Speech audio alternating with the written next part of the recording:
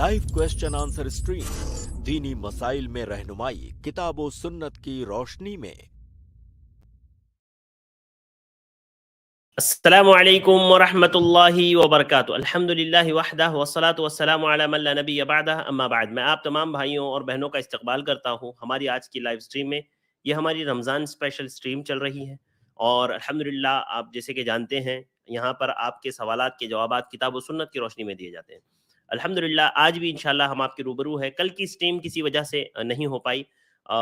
आज इंशाल्लाह ये स्ट्रीम और उसके बाद फिर इंशाल्लाह जब तक ये रमज़ान है हम लोग हमारी ये स्ट्रीम इसी तरह से चलती रहेगी। और मैं आप तमाम भाइयों और बहनों से गुजारिश करूंगा कि आप लोग हमारी लिंक से डायरेक्ट हमारे साथ ज्वाइन हो सकते हैं और शेख मोहतरम से सवालात कर सकते हैं। आज इंशाल्लाह हमारे साथ डॉक्टर तारिक जुड़ेंगे। इंशाल्लाह डॉक्टर तारिक सफर रहमान मुबारकपुरी शेख मोहतरम इंशाल्लाह आज हमारे साथ जुड़ेंगे। डॉक्टर नसीम हमारे साथ नहीं है किसी वजह से, तो आज इंशाल्लाह डॉक्टर तारिक हमारे साथ जुड़ेंगे और शेख मोहतरम आपके सवालात के जवाब देंगे। तो आइए शेख को ऐड करते हैं, इस्तकबाल करते हैं और सवालात ले लेते हैं। अस्सलाम वालेकुम वरहमतुल्लाहि वबरकातुहू। शेख वालेकुम सलाम वरहमतुल्लाहि वबरकातुहू। जज़ाकल्लाहु खैर शेख, हमें वक्त देने के लिए, अल्लाह आपको ज़ाय खैर दे। अगर इजाज़त हो तो शेख सवालात का सिलसिला शुरू करते हैं। हाँ, शुरू कर दीजिए। बारकल्लाहु फीक। जज़ाकल्लाहु खैर। आज के सबसे पहले गेस्ट होंगे ताहा सिद्दीकी, मैं आपको ऐड करूंगा और उसके बाद इंशाल्लाह मैं अख्तरी बेगम को ऐड करूंगा। अस्सलामु अलैकुम वरहमतुल्लाहि वबरकातुहू। वालेकुम अस्सलाम वरहमतुल्लाहि वबरकातुहू। शेख मेरा ये सवाल था, जैसे कि तरावी की नमाज हो जाती है, उसके बाद हमारी मस्जिद में कैसा है कि औरतें तरावी की नमाज के बाद दो मतलब 12 बजे के बाद से फिर अपनी अलग जमात बनाकर नमाज पढ़ती है रात में 3 बजे तक का, जब तक का वितर की नमाज नहीं होती अभी लैलतुल कद्र में। तो ऐसे नमाज पढ़ सकते हैं क्या जमात बनाकर? अल्हम्दुलिल्लाहि रब्बिल आलमीन वस्सलातु वस्सलामु अला अशरफिल अंबिया वल मुरसलीन मुहम्मद व अला आलिहि व सहबिहि अजमाइन, अम्मा बाद। आपका सवाल ये है कि क्या खातिन तरावी के नमाज के बाद रात में तकरीबन 3 बजे या इसके आपकी आसपास आवाज़ कट रही अपनी है। जमात बनाकर नमाज पढ़ सकती हैं? तो इस सवाल का जवाब ये है कि मर्द और खातिन अगर मस्जिद के अंदर बाजमात तरावीह की नमाज पढ़ती हैं और उसके बाद में उनको ख्वाहिश होती है कि मज़ीद नवाफिल अदा करे, मज़ीद पढ़ें, तो ऐसी सूरत में पढ़ने में कोई हर्ज की बात नहीं है।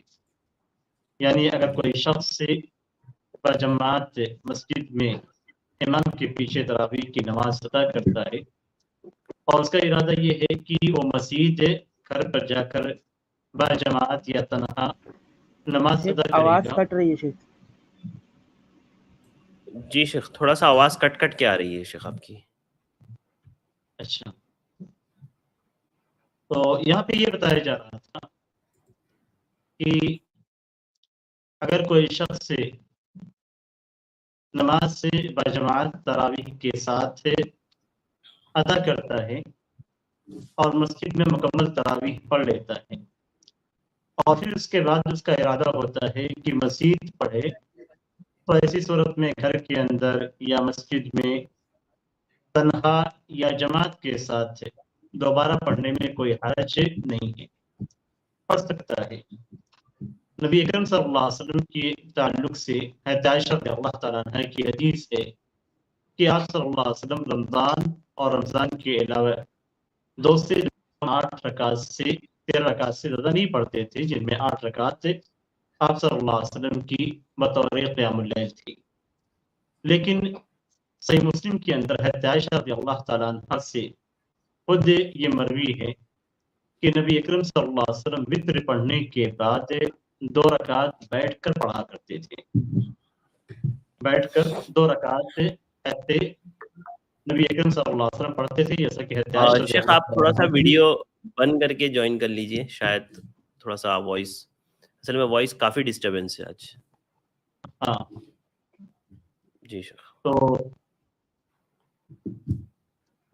बयान ये किया जा रहा था कि आयशा रज़ियल्लाहु तआला अन्हा की हदीस से कि नबी अकरम सल्लल्लाहु अलैहि वसल्लम वित्र के बाद 2 रकात बैठकर पढ़ा करते थे। इमाम नबवी रहमतुल्लाह ने इस हदीस की शरह में लिखा है कि आप सल्लल्लाहु अलैहि वसल्लम ने ऐसा इसलिए किया ताकि वॉइस बहुत तरावी हल्की वित्र के बाद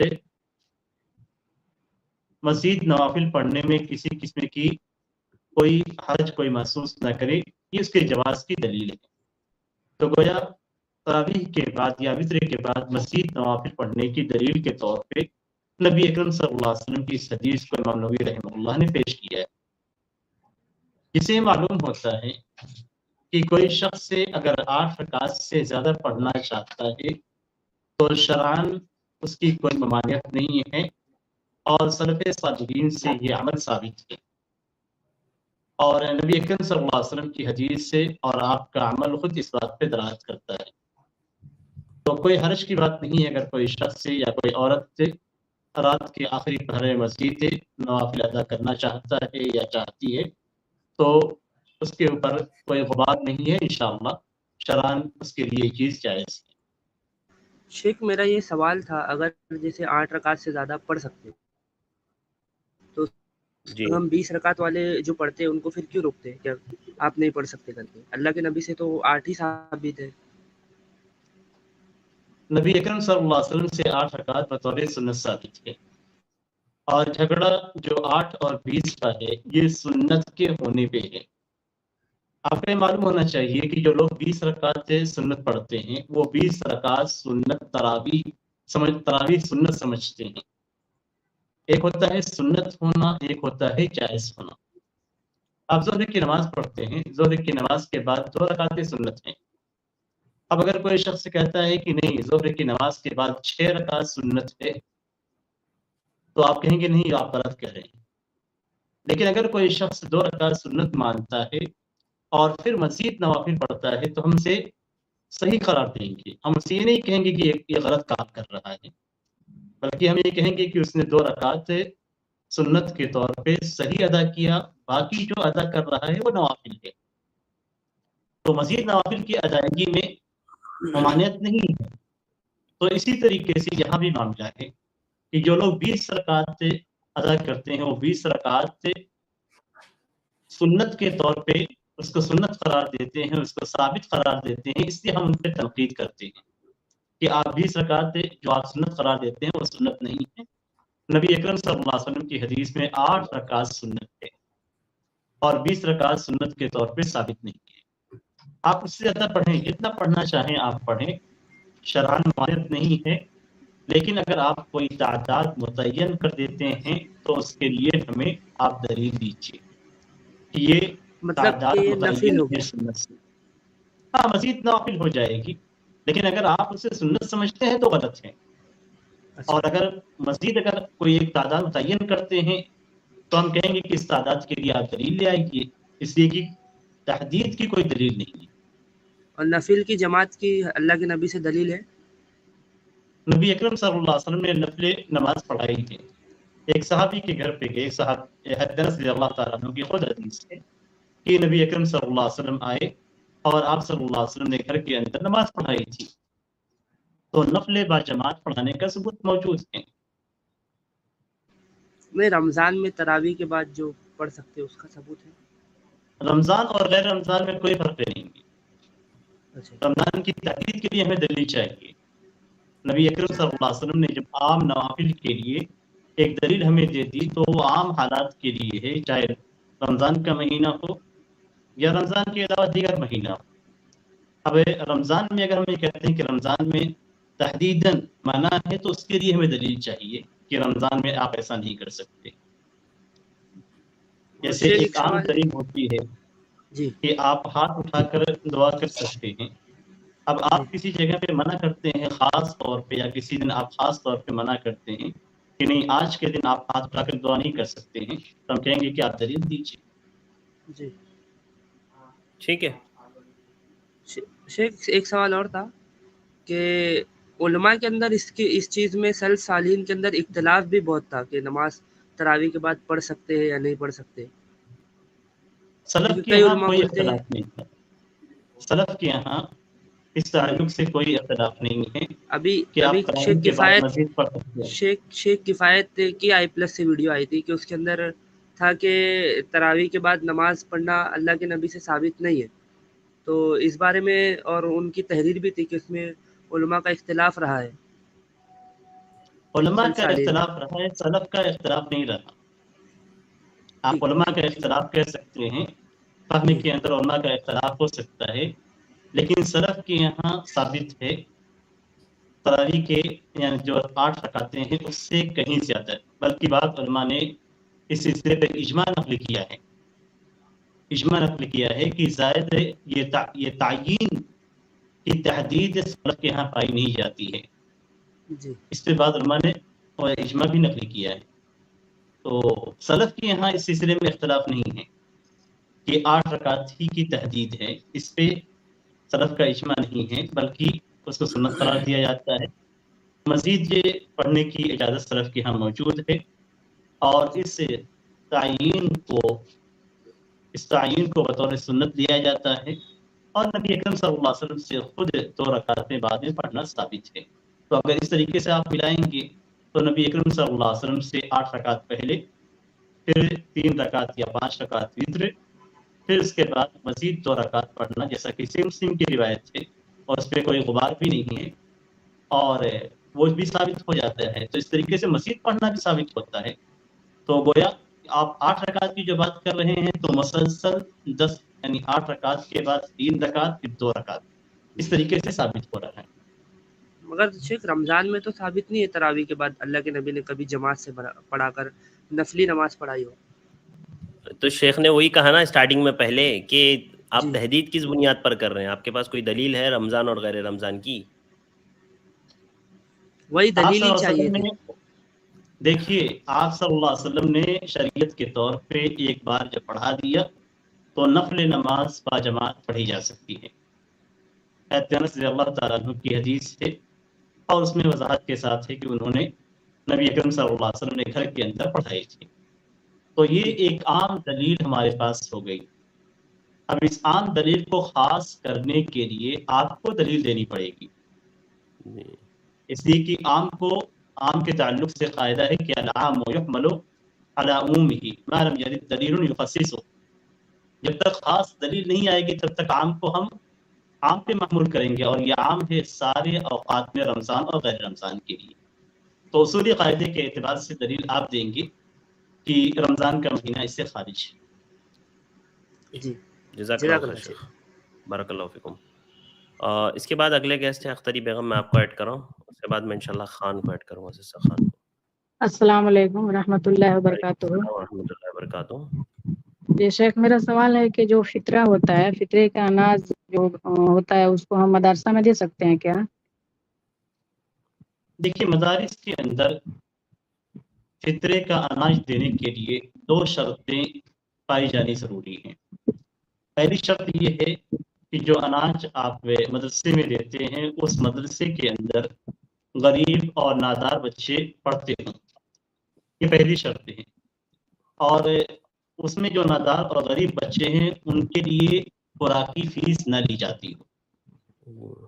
ایسا نہ ہو کہ خوراکی فیس بھی لی جائے اور ان کے نام پہ اناج بھی جمع کیا جائے، یہ طریقہ جائز نہیں ہے. تو پہلی شرط یہی ہے کہ اس کے اندر غریب اور نادار بچے پڑھتے ہوں جن کی خوراکی فیس نہ لی جاتی ہو، اور ان کے کھانے کے لیے یہی اناج جو آپ دیتے ہیں اسی اناج کو ان کے اوپر خرچ کیا جاتا ہے.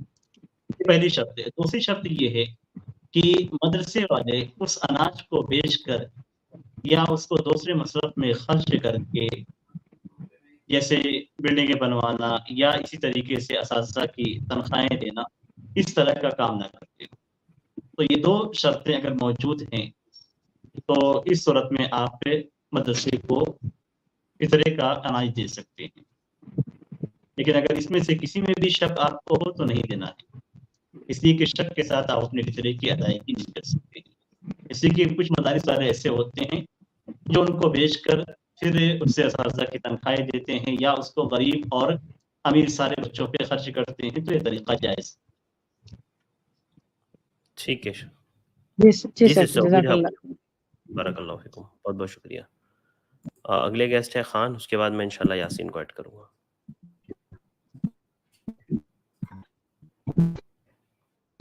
جی فرمائے سسٹر خان یا جی. آپ کی آواز نہیں آ رہی ہے بھائی، آپ کی آواز نہیں آ رہی ہے. نہیں آپ کا نیٹ ورک پرابلم ہے بھائی، تھوڑا سا نیٹ ورک آپ درست کیجیے، پھر میں آپ کو لیتا ہوں جب تک بیک. ہلو جی ہلو ہیلو، ہلو السلام علیکم. شیخ بول رہا تھا کہ وعلیکم السلام ورحمۃ اللہ. شیخ سوال یہ تھا کہ کیا انسان جنابت کی حالت میں موبائل میں دیکھ کے قرآن پڑھ سکتا ہے؟ دیکھیے، جنابت کی حالت میں قرآن کریم کی تلاوت نہیں کی جا سکتی ہے. تو قرآن کریم کو چاہے آپ پہ موبائل کے لیں یا بغیر موبائل کے لیں یا ایسے ہی ناظرے کے طور پہ پڑھیں، تو یہ پڑھنا آپ کے لیے جنابت کی حالت میں جائز نہیں ہے. اور اس سلسلے میں صحابہ کرام کے آثار صحیح طور پہ موجود ہیں. جی جی شیخ صاحب. بارک اللہ فیکم. اور اس کے بعد یاسین میں آپ کو ایڈ کروں، آپ اپنا سوال کریں. السلام علیکم ورحمۃ اللہ وبرکاتہ. وعلیکم السلام ورحمۃ اللہ وبرکاتہ. ایک یہ جو عیدین کی جو نماز ہوتی ہے اس میں جو جائز تکبیرات ہوتی ہے، کیا صرف اس میں رفع دین کرنا ثابت ہے؟ دیکھیے، تکبیرات عیدین میں جو زائد تکبیرات ہیں، ان تکبیرات کے اندر ایسے ہی جنازے کی تکبیرات سے متعلق جو روایات پائی جاتی ہیں، ان روایات میں کلام ہے اور ثابت نہیں ہے. لیکن ایک عام حدیث ہے کہ نبی اکرم صلی اللہ علیہ وسلم ہر رفع اور خفض میں ہاتھوں کو اٹھایا کرتے تھے. تو ہر تکبیر کے ساتھ، جیسے رکوع کی تکبیر ہوتی ہے یا رکوع سے اٹھتے ہوئے، تو اور بعض روایتوں سے استیناس کیا گیا ہے. یعنی استیناس کا مطلب یہ کہ صریح نہیں ہے، لیکن علماء نے اخذ کیا ہے بعض روایات سے کہ نبی اکرم صلی اللہ علیہ وسلم کھڑے ہونے کی حالت میں ہر تکبیر پہ اپنے ہاتھوں کو اٹھاتے تھے. تو اس طرح کی روایات سے بعض علماء نے استدلال کیا ہے کہ تکبیرات زوائد کے اندر ہر تکبیر پہ ہاتھوں کو اٹھایا جائے گا. اور بعض علماء نے ان دلیلوں کو قابل اعتبار نہیں سمجھا ہے اور انہوں نے تکبیرات زوائد پہ ہاتھوں کو اٹھانے سے منع کیا ہے. تو ایسا لگتا ہے ان سارے اختلافات کو دیکھتے ہوئے کہ اگر کوئی شخص سے اٹھاتا ہے تبھی کوئی حرج کی بات نہیں ہے، اور اگر کوئی شخص سے نہیں اٹھاتا ہے تب بھی کوئی حرج کی بات نہیں ہے. صریح ثبوت نہیں پایا جاتا ہے. صحیح بات تو یہی ہے کہ اس سلسلے میں کوئی صریح ثبوت نبی اکرم صلی اللہ علیہ وسلم سے نہیں ملتا ہے. اس لیے جو لوگ استیناسن اور اجتہادن کہتے ہیں، ان کے اجتہاد کو بھی رد نہیں کیا جا سکتا ہے کلی طور پہ. اور جو لوگ اس میں ہاتھ نہ اٹھانے کے قائل ہیں، ان کو بھی مکمل طور پر رد نہیں کیا جا سکتا. تو اس میں اختیار ہے، آدمی چاہے تو اٹھائے چاہے تو نہ اٹھائے. جی ٹھیک ہے بھائی. یاسین بھائی جزاک اللہ خیر شیخ. بارک اللہ فیکم. اگلے گیسٹ ہے عمران میمن، میں آپ کو ایڈ کر رہا ہوں، آپ اپنا سوال کریں. السلام علیکم ورحمۃ اللہ وبرکاتہ. وعلیکم السلام ورحمۃ اللہ وبرکاتہ. جی شیخ، میرا یہ اپنے جو زکوٰۃ اپنے عید کا جو فطرہ ہے، یہ اپنے نقد میں دے سکتے کہ نہیں دے سکتے ہیں؟ مجبوری کی حالت ایسی ہے کہ توحید والے کو ہی دینا ہے یا جو مشرکین مسلمان ہوتے ہیں ان میں سے بھی دے سکتے ہیں؟ کیونکہ میرے علاقے میں 6-7 ہم گھر ہے اہل حدیث والے، تو یہ تو فطرہ لیتے نہیں ہے. تو پھر اب دے سکتے ہیں. ایک ہمارے پاس ایک یہ دینے کا ایک راستہ ہے، ہمارے جو امام صاحب ہے وہ لیتے ہیں، وہ باہر کے ہے. تو اب اس کو کس طریقے سے دیا جائے؟ اس کو تو کیا اس کا نقد دے سکتے ہیں کہ نہیں دے سکتے؟ دیکھیے، نبی اکرم صلی اللہ علیہ وسلم کی جو سنت ہے اور جو صحیح احادیث کے اندر مروی ہے، وہ یہ کہ زکوٰۃ فطر اناج سے نکالا جائے گا، غلہ دیا جائے گا. اور رقم کا ذکر نبی اکرم صلی اللہ علیہ وسلم کی عہد مبارک میں کہیں بھی نہیں ہے، اور نہ ہی صحیح طور پہ صحابہ کرام سے مروی ہے کہ وہ نقد نکالتے تھے. تو اب جو سنت ہے اور جو نبی اکرم صلی اللہ علیہ وسلم نے فرض کیا ہے، وہ یہ کہ ہم غلہ نکالیں. اور اسی لیے جو صحیح اور راجح قول ہے وہ یہی ہے کہ ہم زکوٰۃ فطر کو نقد سے نہیں نکال سکتے ہیں. اور اگر کوئی شخص نقدی زکوٰۃ فطر نکالتا ہے تو اس کی زکوٰۃ فطر ادا نہیں ہوتی، اس لیے کہ نبی اکرم صلی اللہ علیہ وسلم نے اناج سے فرض کیا ہے، جیسا کہ حضرت ابو سعید خدری رضی اللہ تعالیٰ عنہ کی حدیث سے ہے صحیحین کے اندر۔ تو اب اگر آپ زکوٰۃ نکالتے ہیں، زکوٰۃ فطر نکالتے ہیں، تو آپ اناج سے نکالیں اور جو مستحق ہیں ان کو دیں۔ مستحق میں آپ سب سے پہلے مقدم کریں جو اہل توحید والے ہیں، جو نمازوں کے پابند ہیں، جو شریعت کے پابند ہیں، ان کو آپ پہلے دیں۔ اگر اس کے بعد عام مسلمان ہیں تو ان کو دیا جائے گا۔ آپ نے جیسا کہ ذکر کیا کہ امام صاحب ہیں، تو اگر وہ اناج لیتے ہیں تو ان کو اناج دیا جائے گا، اور جو اناج نہیں لیتا ہے اس کو زکوٰۃ فطر نہیں دیا جائے گا۔ یعنی جو شخص پیسوں کا مطالبہ کرتا ہے اس سے زکوٰۃ فطر ادا نہیں کیا جائے گا۔ ہم کسی کی وجہ سے اپنی زکوٰۃ کو تبدیل نہیں کر سکتے ہیں، کسی کی وجہ سے ہم زکوٰۃ فطر کے شعیرے کو تبدیل نہیں کر سکتے ہیں کسی کی ضرورت کو دیکھتے ہوئے، نہیں، ہمیں اس کا اختیار نہیں ہے۔ یہ تو اللہ تبارک تعالیٰ کی جانب سے جو فرض ہے، جیسے ہمیں کہا گیا ہے ویسے ہم ادا کریں گے۔ تو اب اگر آپ کے امام صاحب نہیں لیتے ہیں تو ایسی صورت میں جو آپ کے قریبی افراد ہیں، جہاں تک آپ پہنچا سکتے ہیں اہل توحید، ان کو دیجیے، اور نہیں ہیں تو جو مسلمانوں میں جو شرک کرتے ہیں ان کو بھی دیا جا سکتا ہے، ان کو نصیحت کی جائے اور دینے کے ساتھ ساتھ انہیں توحید کی دعوت بھی دی جائے۔ جی ٹھیک ہے شیخ، جزاک اللہ خیر، واضح ہے۔ جی عمران بھائی، جواب واضح ہے نا آپ کے لیے؟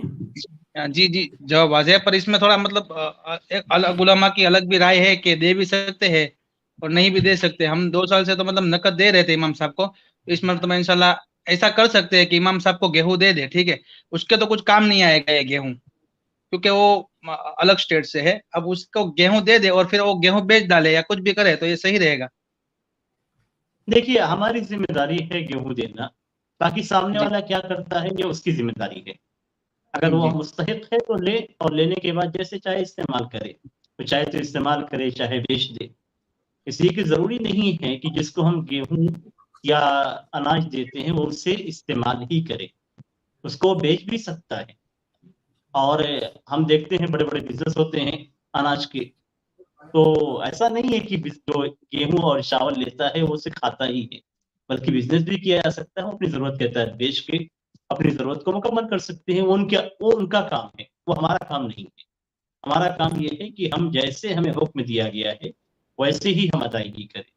ہمارا کام یہ نہیں ہے کہ ان کی جو غرض ہے اس کو دیکھا جائے، وہ نفع میں ہیں نقصان میں ہیں، یہ اللہ تعالیٰ کی جانب سے ان کے لیے، وہ خود کھاتے ہیں یا بیچتے ہیں یہ ان کی مرضی ہے۔ اللہ نے ان کو اختیار دیا ہے کہ وہ کھائیں یا بیچیں۔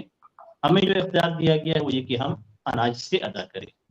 تو دوسری جو بات اہم ہے وہ یہ کہ علماء کے مختلف آراء کسی مسئلے میں ہوتے ہیں، تو اس میں عوام کے لیے جواز کا پہلو نہیں نکلتا ہے کہ ان کے لیے جائز ہو جائے گا، بلکہ عوام کے لیے ایک ذمہ داری اور بڑھ جاتی ہے، اور وہ یہ کہ علماء کے اختلاف میں وہ حق کو تلاش کرے، اور جس کی بات قرآن و حدیث کے بالکل مطابق ہو اس کو لیا جائے۔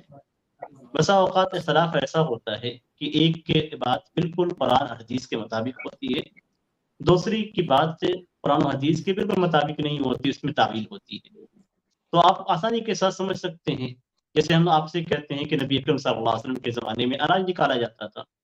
اب آپ کو کوئی شک نہیں ہے، آپ اناج نکالیں گے تو آپ کو یقین رہے گا کہ آپ نے صحیح صدقہ فطر ادا کیا ہے۔ تو اس طریقے سے علماء کے اختلاف میں صحیح قول کو تلاش کرنے کی ضرورت عوام کو ہے۔ جی جزاک اللہ خیر شیخ، بارک اللہ فیکم، بہت بہت شکریہ عمران بھائی۔ شیخ ایک اور سوال پوچھ سکتا ہوں اگر اجازت ہے آپ کی؟ تو چھوٹا سا پوچھ لیجیے جلدی سے۔ جی اس میں ایسا ہے کہ 2 دن پہلے شیخ نسیم سے جو سوال کیا تھا کہ مال تجارت جو ہوتا ہے اس پہ زکوٰۃ ہے کہ نہیں، تو اس میں ایک بات پوچھنی رہ گئی تھی کہ مال تجارت میں جو ادھار ہوتا ہے، مطلب ادھار ہم کو بھی دینے کا ہوتا ہے ویپاری لوگ کو، تو اس میں سے بات کریں گے کہ وہ نہیں بات کرنا ہے؟ دیکھیے مال تجارت کی کئی شکلیں ہوتی ہیں اور بزنس کی الگ الگ شکلیں ہوتی ہیں۔ اس میں ایک شکل ہوتی ہے کہ ہم نے مال ابھی خریدا ہے اور اس کی ادائیگی ہمیں کرنی ہے، ہمارے اسٹاک میں وہ چیز آ چکی ہے اور ہمیں ادائیگی کرنی ہے۔ تو ہمیں جو ادائیگی کرنی ہے وہ پیسے ہمارے پاس سے نکل جائیں گے، اشتراک ہمارے پاس آ جائے گا، تو ہم اشتراک کی قیمت کا اندازہ کریں گے اور جو پیسے ہمیں ادا کرنے ہیں وہ پیسے ہم مائنس کریں گے اس میں سے، یعنی لیس کریں گے. تو اس طریقے سے ہم مال تجارت کی زکوٰۃ کی ادائیگی کریں گے، یعنی جو ہمارے اوپر ادھار ہیں اس کو ہم اس میں سے لیس کریں گے، اور لیس کرنے کے بعد جو قیمت باقی بچتی ہے اس کی ہم زکوٰۃ ادا کریں گے. جی شیخ، ٹھیک ہے، جی جزاک شیخ، اللہ خیر، بہت بہت بارک شکریہ، اللہ جزاک خیر، اللہ. بارک اللہ. اگلے گیسٹ ہے جی قریشی، میں آپ کو ایڈ کر رہا ہوں. السلام علیکم ورحمۃ اللہ. وعلیکم السلام ورحمۃ اللہ وبرکاتہ. شیخ ایک سوال تھا فطرے سے ہی متعلق کہ ہم اناج کسی کو دے رہے ہیں تو سپوز ہم 100 روپے کلو کا چاول کھاتے ہیں تو ہم وہ چاول 100 روپے کلو والا دے رہے ہیں، دینے والا اگر 50 روپے کلو کا کھا رہا ہے تو ہم قیمت اپنی اتنی جوڑ کے اور اس کو اناج اس کو ڈبل پہنچ جائے گا، مطلب ہم اس کو 50 روپے کلو والا چاول دگنا کر کے دے سکتے ہیں. دیکھیے سوال آیا جو سمجھ؟ ہاں سوال سوال واضح ہے. سمجھ میں آ گیا، آپ کے سوال مجھے سمجھ میں آ گیا. دیکھیے جی اس سلسلے میں ہمارے سامنے حدیث ہے، اور حضرت ابو سعید خدری اللہ تعالیٰ عنہ کی حدیث ہے کہ نبی اکرم صلی اللہ علیہ وسلم نے زکوٰۃ فطر ایک سا اناج سے فرض کیا ہے، اور اناج کی مختلف شکلیں ذکر کی گئی. پھر حضرت معاویہ رضی اللہ تعالیٰ عنہ کے زمانے میں جو ایک اچھی کوالٹی کا گیہوں تھا جس کی مقدار یعنی خریدنے کے اعتبار سے، جیسے آپ نے 50 روپے اور 100 روپے کا فرق بتلایا ہے، ایسے ہی اس میں فرق تھا. یعنی ایک سا عام جو گیہوں تھا اس کے مقابل میں اگر سمرا گیہوں لیا جاتا تھا تو ایسی صورت میں آدھا سا ملتا تھا. تو اس وقت یہ بات چلی، یہ اجتہاد ہوا کہ اگر کوئی شخص نصف سا نکالتا ہے تو ایسی صورت میں ایک سا کے برابر ہو جائے گا. تو حضرت سید خدری رضی اللہ تعالیٰ عنہ نے کہا تھا کہ میں ویسے ہی نکالوں گا جیسا کہ نبی اکرم صلی اللہ علیہ وسلم کے زمانے میں ہم نکالا کرتے تھے، یعنی ایک سا تمام گیہوں سے، چاہے وہ اچھی کوالٹی کا ہو یا خراب کوالٹی کا ہو. تو اب اگر آپ زکوٰۃ فطر ادا کرتے ہیں تو آپ کو زکوٰۃ فطر اناج کی صورت میں ادا کرنا ہے، اور جو بھی اناج آپ دیں گے وہ اناج ایک سا کی مقدار میں ہونا چاہیے، چاہے اچھی کوالٹی کا ہو یا آپ کے متوسط کوالٹی کا ہو. اور اس سلسلے میں قرآن کریم کے اندر ہدایت دی گئی ہے. کفارے کے ذکر میں اللہ تعالیٰ فرماتا ہے من اوسط ما تطعمون اہلیکم، جو ادائیگی کی جائے گی جیسا آپ اپنے گھر والے کو میڈیم کوالٹی کا کھلاتے ہیں، جس انداز میں آپ اپنے گھر والوں کو کھلاتے ہیں ایسا ہی آپ کفارے کے اندر ادا کریں گے. اور زکوٰۃ فطر بھی ایک طریقے کا کفارہ ہے، اس لیے کہ اسے تحرۃ للصائم کہا گیا ہے کہ روزے داروں کے لیے یہ ان کے لغو اور لغو کاموں اور لغو باتوں سے، ان کے غلط حرکتوں سے پاک کرنے والی چیز ہے. تو ایک طریقے سے یہ بھی کفارہ ہے، اسی کے کفارے سے گناہ صاف ہوتے ہیں اور پاکی ہوتی ہے. تو دونوں کے اندر جو مشترک چیز ہے وہ یہ کہ ہم جب زکوٰۃ فطر کو ادا کریں گے تو جو میڈیم کوالٹی کا ہم کھاتے ہیں، ہمارے گھر کے اندر کبھی بنتا ہے بہت عام کھانے کے لیے کوئی چاول ہم استعمال کرتے ہیں، پھر کوئی اگر ایک مہمان آتا ہے تو بہت اعلیٰ کوالٹی کا یا کسی مناسبت میں اعلیٰ کوالٹی کا استعمال کرتے ہیں. تو میڈیم جو ہم کھا رہے ہیں اسی سے ہم زکوٰۃ فطر کو نکالیں گے. اگر بہتر نکالتے ہیں تو اور اچھی بات ہے، لیکن لو کوالٹی پہ نہیں آئیں گے. ہماری کوالٹی میڈیم ہونی چاہیے، اس سے کم نہیں ہونی چاہیے. جی شیخ، وہ بات واضح ہوئی، لیکن میرا کہنا کیا تھا کہ ہم جو اعلیٰ درجے کی کوالٹی کی قیمت اتنی ہی لے دیں گے، اعلیٰ کی ہی دیں گے، لیکن اس قیمت میں دگنا سامان آ جائے گا ان کے لیے کہ وہ ذرا متوسط حساب سے کھاتے ہیں. تو کیا ایسا کر سکتے ہیں یا جو کھاتے ہیں صرف وہی دیں، قیمت ہم اتنی ہی دیں گے جو ہم کھاتے ہیں؟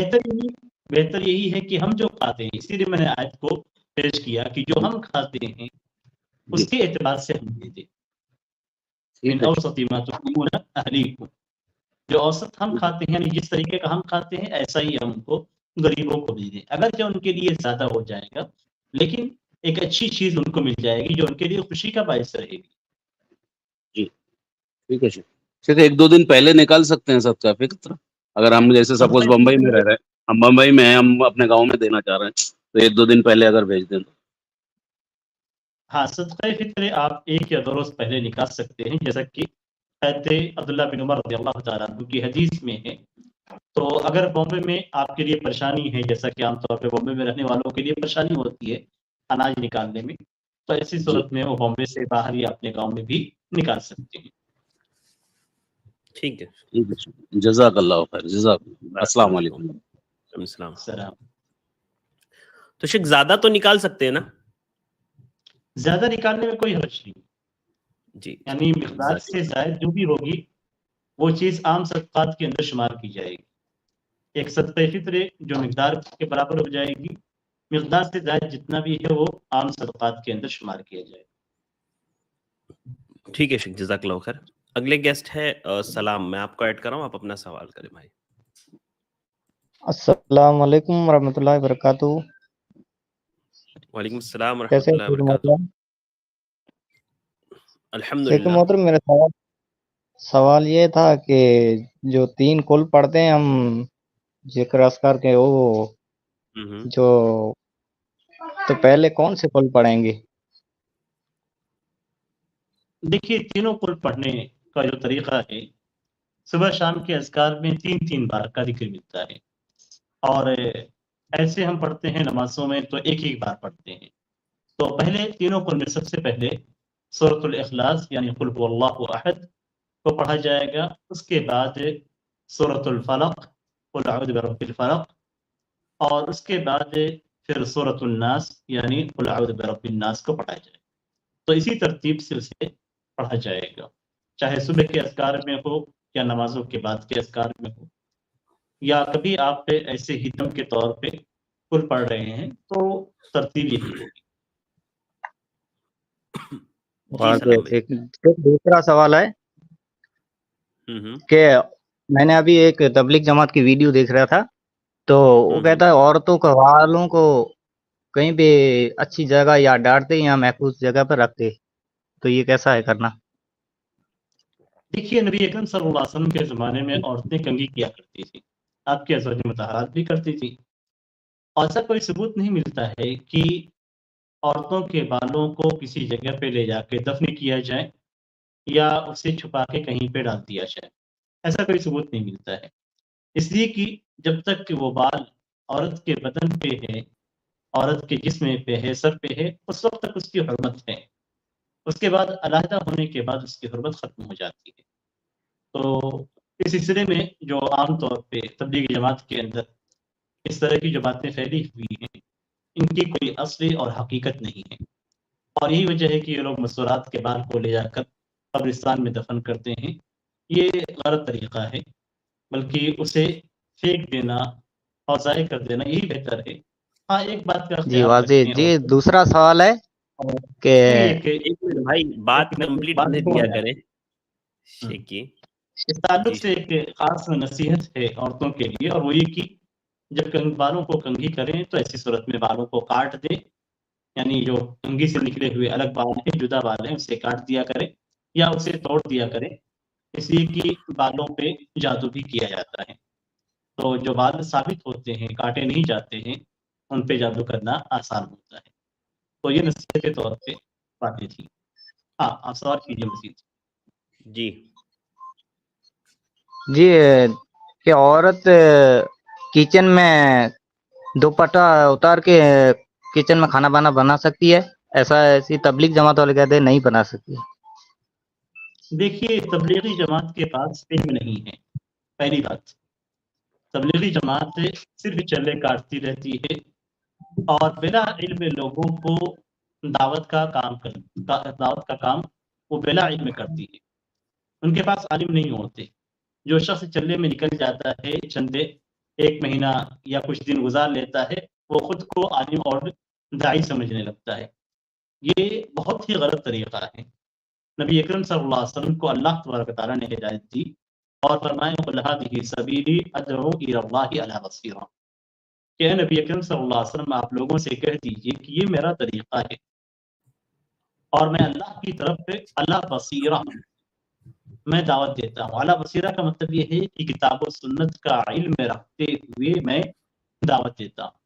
تو اللہ کے نبی صلی اللہ علیہ وسلم اللہ کی وحی کے مطابق لوگوں کو دعوت دیتے تھے اور صحابہ کرام بھی اسی پہ عمل کرتے تھے. انا ومن اتبعنی، میں اور جو لوگ میری اتباع کرتے ہیں. تو یہ طریقہ دعوت کا ہے. دعوت بلا علم نہیں دی جائے گی. اور تبلیغی جماعت کی سب سے بڑی خامی یہی ہے کہ وہ بلا علم دعوت دیتے ہیں، حتیٰ کہ ان کو اپنے مذہب کا بھی علم نہیں ہوتا. جس مسلک کے وہ پیروکار ہوتے ہیں حنفی مذہب کا بھی علم نہیں رکھتے ہیں، اور آج کل پچھر باتیں اس طرح کی لوگوں میں وہ پھیلاتے رہتے ہیں. کہیں بھی کسی بھی حدیث میں نہیں ہے کہ عورت جب کھانا بنائے تو سر پہ دوپٹہ رکھے. کہیں کسی بھی حدیث میں نہیں ہے کہ عورت جب چولہی کے پاس رہے. آج تو خیر کچن ہے، پچھلے زمانے میں چولیاں تھی، تو چولیوں کے پاس رہے تو ایسی صورت میں دوپٹہ سر پہ رکھے. یہ ساری چیزیں صرف یعنی اپنی ایجاد کی ہوئی باتیں ہیں، اور اگر ایسا سنت سمجھا جاتا ہے تو یہ بدعت ہے. تو اس طرح کی خرافات سمجھنے کی ضرورت ہے. باقی جو صحت کے اعتبار سے جو چیزیں مناسب ہے وہ عورت کسی بھی جگہ پہ کر سکتی ہے، لیکن اس کا تعلق شریعت سے نہیں ہوگا. جزاک اللہ. واضح واضح جزاک اللہ خیر. بہت بہت شکریہ. اگلے گیسٹ ہے زید. میں آپ کو ایڈ کر رہا ہوں، آپ اپنا سوال کریں. جی السلام علیکم زید. وعلیکم السلام. جی فرمائیں زید بھائی، کیا سوال؟ میرا صدقۃ الفطر کے تعلق سے سوال ہے. ہم اگر صدقۃ الفطر میں جیسے پنیر نکالنا چاہ رہے ہیں تو اس کی جو قیمت لے کر راشن کی کٹ بنا سکتے ہیں؟ دیکھیے صدقۃ الفطر کے اندر جو راشن کی کٹ تیار کی جاتی ہے، اور بعض جمعیات والے بھی اس طرح کی حرکتیں کرتے ہیں، وہ شریعت کے مطابق نہیں ہے. دیکھیے اگر آپ راشن کٹ تیار کرنا چاہتے ہیں، مثال کے طور پہ ایک کٹ میں آپ چاول، گیہوں اور دال، مٹر یا اس طرح کی دیگر چیزیں رکھنا چاہتے ہیں، تو ایک شخص کی جانب سے مکمل ایک سا آپ نکالیں. یعنی مثال کے طور پہ گھر پہ 10 افراد اگر ہیں تو 10 افراد کی جانب سے الگ الگ آپ اگر آپ نکالتے ہیں اور اس طریقے سے راشن تیار کرتے ہیں کہ ایک شخص کی جانب سے دال ہے، دوسرے شخص کی جانب سے گیہوں ہے یا آٹا ہے، تیسرے شخص کی جانب سے چاول ہے، چوتھے شخص کی جانب سے مکئی ہے، پانچویں شخص کی جانب سے چنا ہے. اس طریقے سے آپ اناج کی کٹ تیار کرتے ہیں تو کوئی حرج نہیں. یہ آپ کی کٹ آپ کے گھر کے افراد کے اعتبار سے ہو جاتی ہے، تو اس میں کوئی حرج نہیں. لیکن ابھی کیا کرتے ہیں کہ سارے آئٹمس کو مکس کر دیا جاتا ہے، اور مکس کرنے کے بعد گھر والوں کی طرف سے نکالا جاتا ہے. جیسے مثال کے طور پہ ایک کی طرف سے آدھا کلو، یعنی ایک کی طرف سے ہم ایک کٹ تیار کر رہے ہیں ایک فرد کی طرف سے، تو آدھا کلو ہمارے پاس چنا ہے، آدھا کلو گیہوں ہے، آدھا کلو آٹا ہے، آدھا کلو چاول ہے. اس طریقے سے تو یہ طریقہ درست نہیں، یہ طریقہ درست نہیں. حدیث کے اندر جو کہا گیا ہے کہ وہ ایک سا کھجور یا ایک سا جو یا ایک سا پنیر، یعنی اس طریقے سے ہر نوعیت کی ایک ایک سا کو ذکر کیا گیا ہے. اسی لیے صحیح جو نظر آتا ہے حدیث کے بالکل مطابق وہ یہ کہ ہم ایک فرد کی جانب سے ایک قسم کا اناج مکمل ایک سا ادا کریں، اور اس طریقے سے اگر ہم کٹ تیار کرتے ہیں تو کوئی حرج کی بات نہیں. جی واضح ہے شیخ، جزاک اللہ خیر. بارک اللہ فیک. دالوں میں بھی ایک منٹ جو مکس کر سکتے ہیں. واپس سے بولیے، کیا بولیے؟ دال جو آتی ہے انہیں بھی سب ایک ایک ساتھ دینا رہے گی یا پھر مکس کر سکتے ہیں دالوں کو؟ جی شیخ ساری دالوں کو مکس کر کے ایک ساتھ دے سکتے ہیں یا الگ الگ ایک ایک ساتھ دینا ہوگا؟ ساری دال ایک قسم ہے، آپ مکس کر کے دے سکتے ہیں ایک ساتھ، یعنی ساری دالوں کو مکس کر کے ایک ساتھ بنا کے آپ دے سکتے ہیں، اس لیے کہ وہ ایک جنس سے ہے. تو ایک جنس سے میں اگر الگ الگ قسم کی دالیں ہیں تو کوئی حرج کی بات نہیں ہے. ٹھیک ہے جو مکس دال جیسے کہی جاتی ہے تو مکس دال بھی آپ دے سکتے ہیں. جزاک اللہ. اس کے بعد اگلے گیسٹ کو میں ایڈ کر رہا ہوں محمد ماجد، اور اس کے بعد میں جو ہے صاحب عالم کو ایڈ کروں گا. جی ماجد بھائی السلام علیکم. جی ماجد السلام صاحب السلام علیکم. علیکم. وعلیکم السلام ورحمۃ اللہ وبرکاتہ. شیخ میرا سوال یہ تھا جی کہ جو نماز میں جیسا کہ جو پینٹیں چلتی ہیں جینس وغیرہ تو وہ جیسے گھٹنے کے اوپر تھوڑا کٹ لگا ہوا ہو اگر تو نماز کیا درست ہوگی؟ اور جیسے کہ شرٹ پہنتے ہیں، شرٹ میں بٹن جو ہوتے ہیں تو بیچ کے کھلے رہ جاتے ہیں، یا جو ہے بیٹھو تو پیٹ وغیرہ دکھتا ہے اگر جو ہے ٹی شرٹ اندر نہ پہنی ہو، تو کیا یہ اس کے کھلنے واضح سے نماز درست ہوگی صحیح؟ واضح ہے ماجد بھائی. جی شیخ. دیکھیے مرد کا جو ستر ہے جس کو چھپانا ہے وہ ناف سے لے کر گھٹنوں تک ہے، گھٹنے بھی اس کے اندر شامل ہیں، تو ناف سے لے کے گھٹنے تک کا حصہ چھپا رہنا چاہیے. اگر اس میں سے کوئی حصہ کھلا رہتا ہے تو ایسی صورت میں اس کی نماز سے نہیں ہوتی ہے.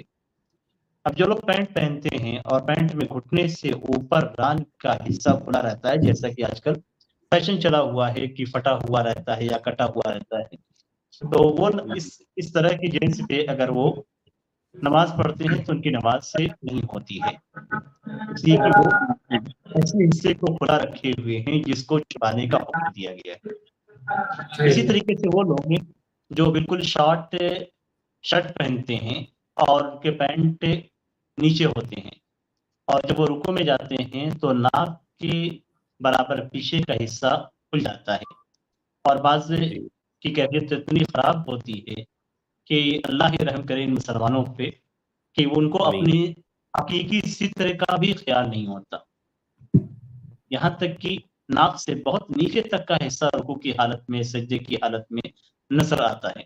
یعنی پینٹ وہ ایسی دیتے ہیں، جینس پینٹ خاص طور پہ ایسی پہنتے ہیں جو بہت نیچے سے باندھی جاتی ہے، تو اس صورت میں بھی نماز باطل ہو جاتی ہے. تو اگر اس طرح کے کپڑوں پہ نماز پڑھی جاتی ہے تو نماز نہیں ہوگی، سترے کا ہونا ضروری ہے. جی شیخ. جی ماجد بھائی جزاک اللہ خیر. شیخ ایک اور شیخ وہ سوال جو تھا. شرٹ کا وہ بول رہے تھے کہ شرٹ بیچ میں سے کھلے رہ جائے تو بٹنوں کے درمیان سے. شرٹ کے اگر اس سے اوپر کے کھلے ہوئے ہیں جی جی تو کوئی حرج کی بات نہیں ہے. یعنی جیسے مثال کے طور پہ سینے کے حصے کھلے ہوئے ہیں، ناک سے اوپر کا حصہ اگر شرٹ میں کھلا ہوا ہے تو کوئی حرج کی بات نہیں ہے. البتہ کندھے پہ کپڑے ہونے چاہیے، یعنی دونوں کندھے آپ کے ڈھکے ہونے چاہیے.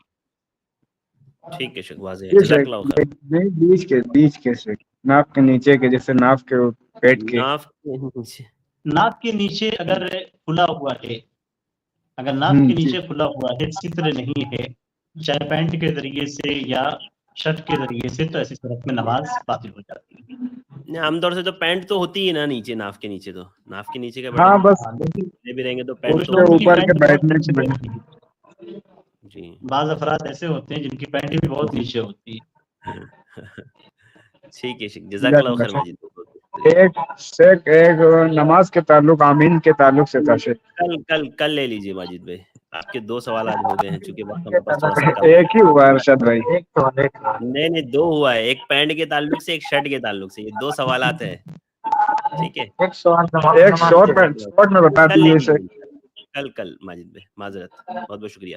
شیخ ایک بھائی نے اسی پر کمنٹ کرتے ہوئے پوچھا ہے کہ بہت سے لوگ اس کٹ پر دستی یعنی رومال وغیرہ لپیٹ لیتے ہیں، تو اس کا کیا حکم ہے؟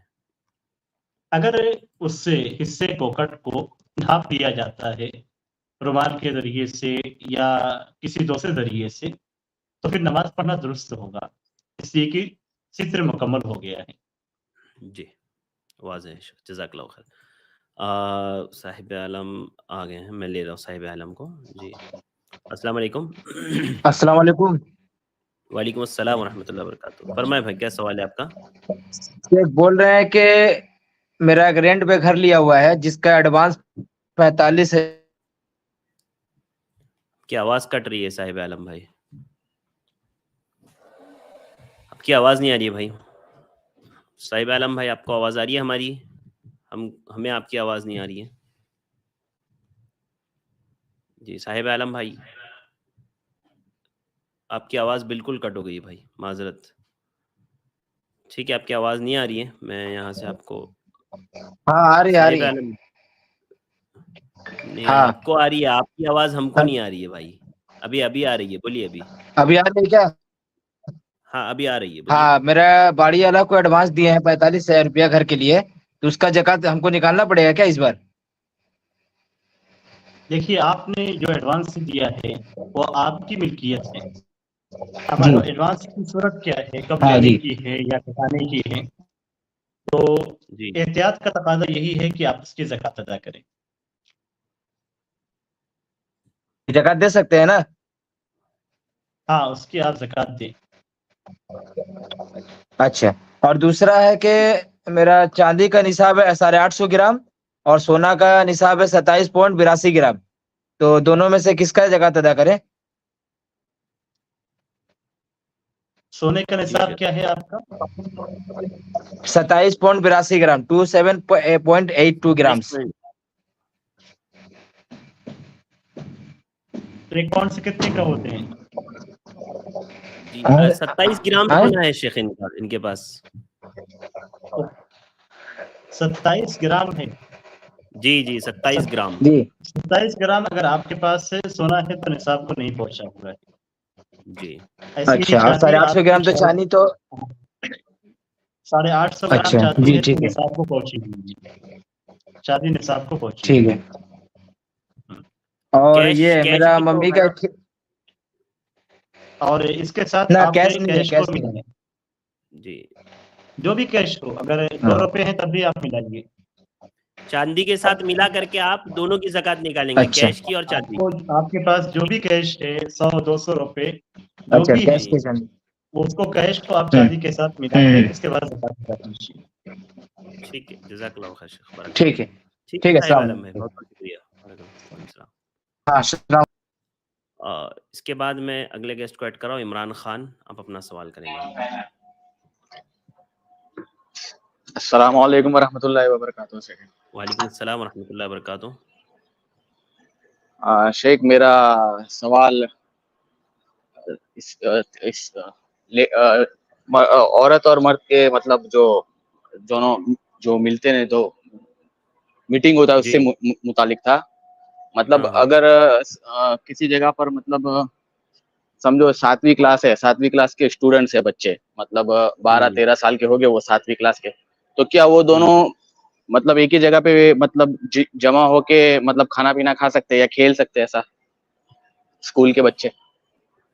دیکھیے، اسکول کے بچے آج کے زمانے کے اعتبار سے جو قرآن کے اندر ذکر کیا گیا ہے وہ یہ کہ وہ بچے جو عورتوں کے پوشیدہ مقامات کے تعلق سے نہ جانتے ہوں، تو ایسے بچوں کے لیے ملنے جلنے کی اجازت موجود ہے شریعت قرآن کی اس آیت کریمہ کی روشنی میں. تو آج کل جو بچے 7ویں کلاس کے ہوتے ہیں یا 8 کلاس کے بچے ہوتے ہیں، وہ پہلے کے بچوں جیسے بیوقوف نہیں ہوتے. آج کے بچے بہت چالاک ہیں، اس لیے ان کا آپس میں ملنا جلنا یہ شریعت کی نگاہ میں درست نہیں ہے. جی ٹھیک ہے شکر. جی. اور جی ایک اور سوال تھا ارشد بھائی. یہ رمضان میں مطلب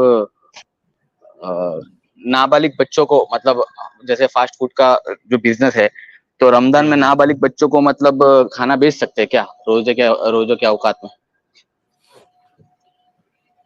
ہاں، اگر نابالغ بچے ہیں اور جن کو روزہ نہیں رکھنا ہے، چھوٹے بچے ہیں، تو ایسے بچوں کو آپ کھانا بیچ سکتے ہیں، اس میں کوئی حرج کی بات نہیں ہے. لیکن اگر بچے اتنے بڑے ہیں کہ انہیں روزہ رکھنے کی ٹریننگ دینی چاہیے، یعنی بلوغت کے قریب ہیں، تو ایسی صورت میں ان کو نہیں دیا جائے گا، اس لیے کہ صحابہ کرام کے یہاں بچوں کو روزہ رکھنے کی ترغیب دی جاتی تھی اور ٹریننگ دی جاتی تھی. تو ہمیں بھی چاہیے کہ ہم اپنے مسلمان بچوں کو روزہ رکھنے کی ترغیب دیں، نہ کہ انہیں کھانے اور کھلانے کی طرف مائل کریں. تو وہاں پہ دیکھنا ہے بچے کتنے بڑے ہیں اور وہ کس مرحلے کو پہنچے ہوئے، اس کے اعتبار سے آپ نے نصیحت بھی کریں، اور نصیحت کرنے کے ساتھ ساتھ جن کے حق میں جائز جو غیر بالغ ہیں ان کو دینے میں کوئی حرج کی بات نہیں. ٹھیک ہے شیخ، جزاک اللہ خیر، جزاک اللہ شیخ۔ بارک اللہ فیکم، بہت بہت شکریہ عمران بھائی۔ اور آخری گیسٹ کو میں ایڈ کر رہا ہوں، جاوید علی، میں آپ کو ایڈ کر رہا ہوں، آپ اپنا سوال کریں۔ جی جاوید علی، میں نے آپ کو ایڈ کیا، آپ کو آواز آ رہی ہے؟ جی السلام علیکم ورحمۃ اللہ وبرکاتہ۔ جی جاوید صاحب، آپ کو آواز آ رہی ہے میری؟ جاوید صاحب، آپ کی آواز نہیں آ رہی ہے ہمیں۔ میری آواز آ رہی ہے؟ جی ابھی آ رہی ہے، فرمائیں کیا سوال ہے آپ کا؟ ختم قرآن کے تعلق سے سوال تھا میرا۔ تو ختم قرآن کے ختم ہونے پر کیا سنت طریقہ ہے؟ ٹھیک ہے، دیکھیے تراویح کے اندر ختم قرآن کے واضح جاوید بھائی، آپ کی آواز اصل میں بہت بیک گراؤنڈ سے آواز آ رہی ہے تو میں نے آپ کو میوٹ کیا ہے۔ جی شیخ۔ دیکھیے تراویح کے اندر ختم قرآن کی مناسبت سے سلف کے یہاں کوئی معمول پایا نہیں جاتا ہے، اس لیے کہ حضرت عمر رضی اللہ تعالیٰ عنہ نے صحابہ کرام کو جمع کیا تھا ایک امام پہ، اور حضرت ابی بن کعب رضی اللہ تعالیٰ عنہ نے صحابہ کرام کو نماز پڑھائی تھی، اور کہیں بھی اس طرح کا کوئی معمول نظر نہیں آتا سلف کے یہاں کہ تراویح کے اندر وہ ختم قرآن کرنے پہ کسی طرح کا اہتمام کرتے تھے، نہ شیرینی کا، نہ کسی پروگرام کا، نہ کسی زائد خوشی کا۔ جو کچھ مروی ہے وہ نہ رمضان سے متعلق ہے اور نہ ہی تراویح کے ختم سے متعلق ہے، اور اس کا تعلق صرف قرآن کو ختم کرنے سے متعلق ہے، اور وہ حضرت انس رضی اللہ تعالیٰ عنہ کا اثر ہے کہ جب وہ قرآن کو ختم کرتے تھے تو اپنے گھر والوں کو جمع کر کے دعا کرتے تھے، بس اتنا ہی مروی ہے۔ اگر کوئی گھر کے اندر قرآن ختم کرتا ہے رمضان کے اندر یا رمضان کے بعد تو حضرت انس رضی اللہ تعالیٰ عنہ کے اس عمل کے مطابق عمل کر سکتا ہے۔ ٹھیک ہے شیخ، واضح ہے، جزاک اللہ خیر۔ جی جاوید، ٹھیک ہے، کی آواز نہیں آ رہی ہے جاوید صاحب؟ نہیں، آپ کی آواز نہیں آ رہی ہے، آپ کی آواز نہیں آ رہی ہے بھائی، آپ کا نیٹ ورک کلیئر نہیں ہے، آپ کی آواز بہت بریک ہو رہی ہے اور بیک گراؤنڈ میں آپ کے بہت شور ہے۔ آواز آ رہی ہے؟ ہاں بولیے۔ ایک سوال اور میرا، تھوڑا سا میرے بھائیوں کو چاہیے نا کہ جب وہ سوال کر رہے ہو تو تھوڑا سا بھیڑ بھاڑ سے یا آوازوں سے دور ہو جائے تاکہ وائس بھی کلیئر رہے آپ کی اور نیٹ ورک بھی رہے۔ فرمائے کیا سوال ہے آپ کا؟ بیک گراؤنڈ میں اتنا آواز آ جاتا ہے کہ مطلب سوال بھی سمجھنے میں دقت ہو جاتی ہے۔ جی جاوید صاحب فرمائے جلدی سے، کیا سوال ہے آپ کا؟ آپ میوٹ ہے جاوید بھائی۔ جی شیخ ایک سوال میرا اور جی فرمائے کیا سوال ہے؟ زکوٰۃ سے سوال ہے میرا شیخ۔ ہاں بولیے۔ یہ زکوٰۃ جو ہے کس کس کو دی جائے زیادہ بہتر ہے؟ جی دیکھیے آپ کا سوال زکوٰۃ سے متعلق ہے، اور ہم اس وقت دو قسم کی زکوٰۃ کا سامنا کر رہے ہیں۔ پہلی زکوٰۃ جو آپ کے مال کے اندر ہے، اس کے تعلق سے قرآن کریم کے اندر اللہ تبارک و تعالیٰ نے فرمایا ہے کہ انما الصدقات للفقراء والمساکین والعاملین علیہا والمؤلفۃ قلوبہم وفی الرقاب والغارمین فی سبیل اللہ وابن السبیل۔ تو 8 قسم کے اصناف کو ذکر کیا گیا ہے، فقراء، مساکین کو، اور جو لوگ اس میں کام کرتے ہیں زکوٰۃ وصول کرنے کے لیے، اور قرض دار ایسے ہی جن کے دل کو اسلام کی طرف مائل کرنا ہے، اور اللہ کے راستے میں، اور مسافر کو۔ تو اس طریقے سے قرآن کریم کے اندر 8 اصناف کو ذکر کیا گیا ہے، تو ان 8 اصناف میں سے کسی بھی صنف میں آپ دے سکتے ہیں، جو موجودہ حالات کے اعتبار سے میں نے بتلایا ہے آپ۔ اور جہاں تک زکوٰۃ فطر کا تعلق ہے تو زکوٰۃ فطر صرف فقراء اور مساکین کو دیا جائے گا، اور یہی اس سلسلے میں صحیح اور راجح قول ہے جو حدیث کے مطابق ہے۔ حدیث کے اندر کہا گیا ہے کہ طعمۃ للمساکین، یہ مساکین کے لیے بطور غذا ہے، تو صرف مساکین اور فقراء کو دیا جائے گا۔ ٹھیک ہے جزاک اللہ خیر۔ شیخ ان کی آواز جو ہے ڈاکٹر شفیع الرحمان شیخ کی آواز نہیں صاف آتی ہے، ہمیشہ ان کا میں खुरखुराता क्यों रहता है नहीं, अरशद भाई? कैसा है ना जावेद भाई, थोड़ा सा नेटवर्क प्रॉब्लम था शेख का आज, इंशाल्लाह वो रिजॉल्व हो रहा है, इंशाल्लाह वो हम लोग कर लेंगे। अक्सर मैं जज़ाकल्लाहु खैर देखता हूँ इनका शेख का जो है प्रॉब्लम यही रहता है, नहीं खुरखुराता वो रहता है, नहीं वो नेटवर्क आवाज प्रॉब्लम क्लियर कभी समझ कभार में होता नहीं है, आती है शेख। कभी कभार नेटवर्क प्रॉब्लम होता है मेरे भाई शेख का, वही मैं बता रहा हूँ आपको, कभी कभार नेटवर्क प्रॉब्लम हो जाता है। जी ठीक है, शेख, जज़ाकल्लाहु खैर जावेद भाई, ठीक है, बारकल्लाहु जज़ाक फीकुम, बहुत शुक्रिया। शुक्रिया हमारे साथ जुड़ने के लिए। शेख वक्त हमारा मुकम्मल हो चुका है, अल्लाह आपको जज़ाक खैर दे, बहुत बहुत शुक्रिया खुसूसन हमें अभी वक्त देने के लिए, और अल्लाह ताला आपके इल्म में, अमल में, सेहत में अल्लाह रब्बुल आलमीन बरकत दे, अल्लाह रब्बुल आलमीन आपके अहल व इल्म में बरकत दे, आमीन। जज़ाकल्लाहु खैर शेख, इंशाल्लाह कल दोपहर में मुलाकात होगी शेख, मसाइल ख़वातीन की। जी, जी, जज़ाकल्लाहु खैर, अस्सलाम वालेकुम। अस्सलाम वालेकुम वरहमतुल्लाहि।